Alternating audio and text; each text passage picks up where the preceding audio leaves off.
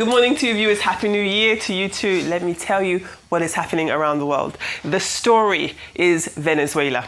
Nicolas Maduro, the former president of Venezuela, and his wife Celia Flores are set to appear in a New York court today, Monday at noon Eastern Time. They are facing charges of narco-terrorism, cocaine trafficking, and possession of machine guns and destructive devices. Maduro's son, Nicolas Ernesto Maduro Guerra, is also included in the indictment, which you can see on your screens now. Now, the charges stem from allegations of a vast drug trafficking network, with the indictment accusing Maduro of running a corrupt, illegitimate government fueled by an extensive operation that flooded the US with thousands of tons of cocaine, with the indictment claiming that Maduro and his wife ordered kidnappings, beatings, and murders against those who owed them drug money or undermined their operation. Furthermore, it alleges that Maduro's wife accepted hundreds of thousands of dollars in bribes in 2007 alone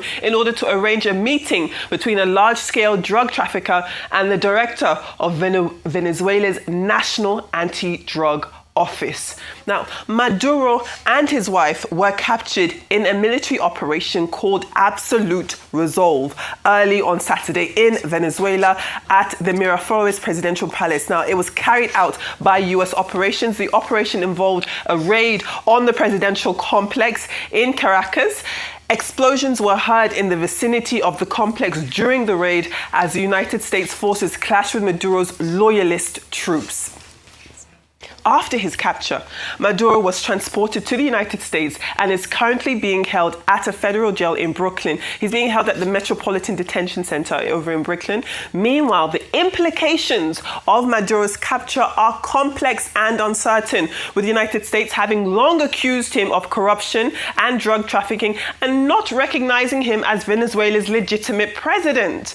Now, however, the international community has reacted with caution to Maduro's capture, with some Latin American countries expressing concerns about the implications of the operation. Brazil, Argentina, Chile have issued statements calling for a peaceful resolution to the crisis, while Venezuelans, who you can see on your screen, in Spain, as well as the Israeli Prime Minister Benjamin Netanyahu, they have been expressing support for the United States, celebrating in Spain for what America has done. Now, the news may have been shocking, but it's not really a surprise, because in the months leading up to Maduro's capture, the United States had conducted a series of strikes against alleged narco-trafficking boats off the coast of Venezuela, seizing oil and disrupting the country's lucrative oil trade. Furthermore, the US government has taken a strong stance against narco-terrorism. You've got Attorney General Pombandai stating that Maduro and his wife would soon face the full wrath of American justice on American soil